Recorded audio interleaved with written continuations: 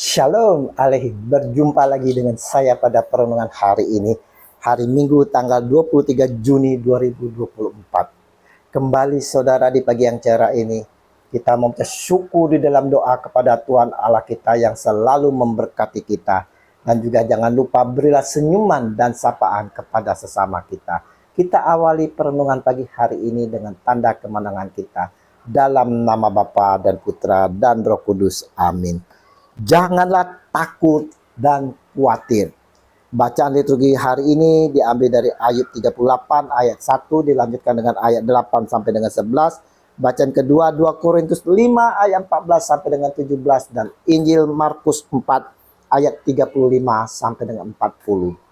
Saudara-saudaraku yang terkasih di dalam kasih Kristus, pasti kita semua saudara tak menginginkan hal-hal buruk yang ada di dalam kehidupan kita. Hal-hal buruk itu saudara dapat saja suatu badai kehidupan berupa kecelakaan, kecurian, perampokan, ditinggal pergi yang dikasihi, dan masih banyak lagi saudara.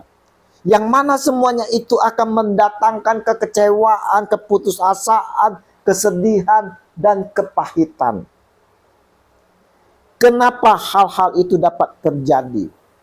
Ya bisa saja saudara karena ulah kita sendiri, ketidakwaspadaan kita, adanya ancaman dari luar, dan lain-lain sebagainya. Nah, Injil hari ini saudara menceritakan di mana Yesus dan murid-muridnya sedang menyeberangi Danau Galilea dari Kapernaum menuju Gerasa. Tiba-tiba saudara di tengah perjalanan badai melanda. Peristiwa ini mengajarkan kepada kita bahwa kejadian yang buruk pun bisa menimpa walaupun kita sudah taat. Kejadian-kejadian buruk itu bisa membuat kita menjadi takut dan khawatir. Lihat saudara, ketakutan dari para murid. Maka murid-muridnya membangunkan dia dan berkata kepadanya, "Guru, engkau tidak peduli kalau kita binasa?" Markus 4 ayat 38. Guru, kita binasa." Lukas 8 ayat 24. Ketakutan dan kekhawatiran mereka saudara sangat mendalam saudara. Mereka tak sadar kalau Yesus ada bersama mereka. Bukankah kita juga demikian? Persoalan hidup kita silih berganti kita hadapi. Kita telah putus asa dan kecewa.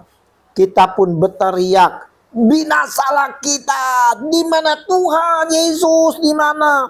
Kenapa Engkau membiarkan kami?" Sakit penyakit yang berlarut-larut, kita berteriak, "Di mana kuasa mukjizat-Mu Tuhan?" Seakan-akan tak ada belas kasih dari Tuhan Yesus. Kita kecewa, putus asa, kita mengalami kepahitan dengan Tuhan. Dan kita tak mau lagi ke gereja, tidak mau lagi berdoa, apalagi persekutuan. Di mana Tuhan? Saudaraku, perlu diingat, Yesus Tuhan tidak kemana-mana saudara. Dia sangat-sangat dekat sekali dengan kita. Bahkan ada di hati kita saudara. Saat kita berteriak meminta pertolongan, dengan segera dia menghardik itu semuanya. Lihat, saat para murid ketakutan dan berteriak, ia pun bangun, menghardik angin itu dan berkata kepada danau itu, "Diam, tenanglah." Lalu angin itu reda dan danau itu menjadi teduh sekali. Markus 4 ayat 39. Permasalahannya saudara adalah kita terlalu fokus dengan masalah kita. Kita fokus pada badai yang kita hadapi. Sehingga mata hati kita tertutup akan kehadiran Tuhan Yesus. Dan kita semakin ketakutan. kekhawatiran. Lalu ia berkata kepada mereka, "Mengapa kamu begitu takut? Mengapa kamu tidak percaya?" Markus 4 ayat 40. Perkataan ini pun saudara disampaikan Yesus kepada kita semua saat ini, pagi ini saudara. Kepada saya dan saudara yang selalu menghadapi badai kehidupan, yang selalu mengalami ketakutan dan kekhawatiran, yang tidak percaya, sehingga kita menjadi takut dan khawatir. Lalu, bagaimana kita harus menghadapi semuanya ini? Yang pertama saudara, jangan menyalahkan, melainkan berseru dan berdoa. Kita jika menghadapi persoalan saudara, kesukaannya kita menyalahi orang lain saudara. Demikianlah para murid yang menyalahkan Yesus dan berseru, "Guru, engkau tidak peduli kalau kita binasa?" Daripada kita menyalahi orang lain saudara, alangkah baiknya saudara ketika hal buruk menimpa kita, di mana tak akan merubah keadaan, bahkan ada yang menambah kesulitan kita saudara. Alangkah baiknya saat itu kita berdoa, bermohon kepada Tuhan saudara. Karena kalau kita lihat saudara, masih ada yang memohon di dalam doa, "Tuhan, tolonglah kita binasa." Matius 8 ayat 25. Tuhan tolonglah, memohon, meminta pertolongan. Dan yang kedua saudara yang harus kita hadapi ialah, ingatlah bahwa Yesus memegang kendali dan dia berdaulat. Peristiwa ini tercatat dalam ketiga Injil, namun hanya Markus yang menuliskan bahwa Yesus sedang tidur di buritan. Ini adalah bagian kapal di mana terdapat kemudi saudara. Artinya saudara, Yesus berdaulat. Dia tidak hanya berdaulat atas alam ini saudara, tetapi juga roh-roh jahat, penyakit, serta kematian. Kita harus percaya. Dan yang ketiga saudaraku yang terkasih, kita perlu memperhatikan apa yang Yesus lakukan. Namun terlebih lagi kita perlu mengenal siapa Yesus. Mereka melihat apa yang dilakukan Yesus sehingga mereka menjadi sangat takut dan berkata seorang kepada yang lain, "Siapa gerangan orang ini sehingga angin dan danau pun taat kepadanya?" Markus 4 ayat 41. Lihat saudara, murid-murid tidak mengenal siapa Yesus. Justru mereka saling bertanya, siapa gerangan orang ini? Adakah kita seperti para murid yang tidak mengenal siapa Yesus ini saudara?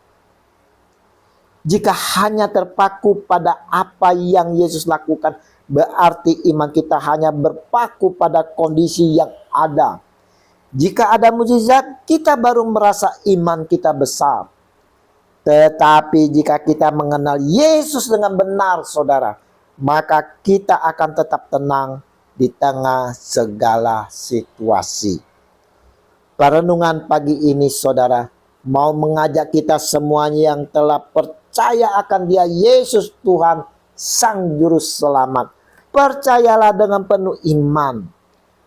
Perlu kita sadari kalau Yesus Tuhan senantiasa bersama-sama dengan kita di dalam kehidupan kita. Dia sangat-sangat dekat saudara, sungguh dekat, bahkan ada di hati kita. Sehingga kita tak perlu lagi merasa takut ataupun khawatir di dalam menghadapi persoalan hidup ini. Dengan tidak menyalahkan siapa-siapa, tetapi berdoalah dengan tekun dan bermohonlah kepada Dia Yesus Tuhan. Dalam kesulitan apapun, bersandarlah hanya kepada Tuhan Yesus yang memegang kendali dan Dia berdaulat. Mari saudara-saudara, kita mau tidak berfokus kepada kesulitan-kesulitan kita, tapi kita mau selalu mendekatkan hati kita kepada Yesus Tuhan, dan kita mau bersandar hanya kepada Dia. Kemuliaan kepada Bapa dan Putra dan Roh Kudus, seperti pada permulaan, sekarang, selalu, dan sepanjang segala abad. Amin. Dalam nama Bapa dan Putra dan Roh Kudus. Amin. Selamat berhari Minggu. Mari kita persiapkan hati bersama keluarga untuk menyambut Tuhan kita di dalam perjamuan Ekaristi. Dan terimalah perutusan karena kita diutus. Shalom.